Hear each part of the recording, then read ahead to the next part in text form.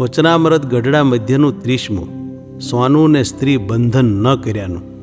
તારીખ 19/4/1823 શનિવાર. સંક્ષિપ્ત સાર. પહેલો, સર્વે સત્શાસ્ત્ર સત્ય છે અને તેમાં જેમ લખ્યું છે તેમ જ થાય છે. સાર બીજો, સોનું અને સ્ત્રી બંને અતિ બંધનકારી છે. સાર ત્રીજો, ધન સ્ત્રીના બંધનથી બચવાનો સચોટ ઉપાય. શુદ્ધ ચૈતન્ય બ્રહ્મને જ પોતાનું સ્વરૂપ માની પરબ્રહ્મને અતિ પ્રેમથી ભજ્યા કરે અને એ સિવાયનું બધું જ મિથ્યા માની વૈરાગ પામે તો બંધન ન થાય. આમ જે ન વર્તે તેને જરૂર બંધન થાય છે. સ્વામિનારાયણ હરે, સ્વામિનારાયણ હરે.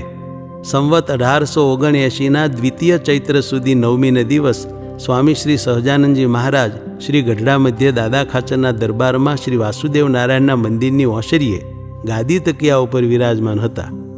ને શ્વેત ખેસ પહેર્યો હતો, ને શ્વેત ચાદર વઢી હતી, ને કાળા છેડાની ધોતલી મસ્તકે બાંધી હતી, ને ધોળા પુષ્પનો હાર પહેર્યો હતો, ને ધોળા પુષ્પનો તોરો પાઘમાં લટકતો હતો, ને પોતાના મુખારવિંદની આગળ સાધુ તથા દેશ દેશના હરિભક્તની સભા ભરાઈને બેઠી હતી.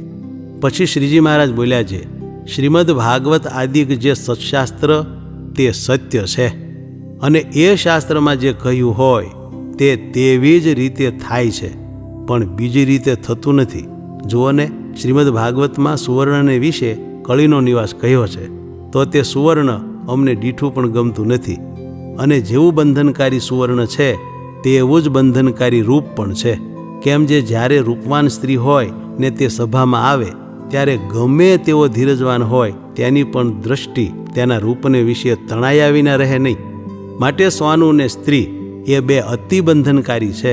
અને એ બે પદાર્થનું બંધન તો ત્યારે ન થાય જ્યારે પ્રકૃતિ પુરુષ થકી પર એવું જે શુદ્ધ ચૈતન્ય બ્રહ્મ તેને જ એક સત્ય જાણે, ને તે બ્રહ્મને જ પોતાનું સ્વરૂપ માને, ને તે બ્રહ્મરૂપ થઈને પરબ્રહ્મ એવા જે શ્રી કૃષ્ણ ભગવાન તેનું ભજન કરે, અને એ બ્રહ્મ થકી ઓરું જે પ્રકૃતિને પ્રકૃતિનું કાર્ય માત્ર તેને અસત્ય જાણે, ને નાશવન જાણે, ને તુચ્છ સમજે, ને માયિક જે નામરૂપ તેને વિશે અતિશય દોષ દ્રષ્ટિ રાખે, ને તે સર્વ નામરૂપને વિશે અતિશય વૈરાગ પામે, તેને સોનું ને સ્ત્રી બંધન ન કરે અને બીજાને તો જરૂર બંધન કરે.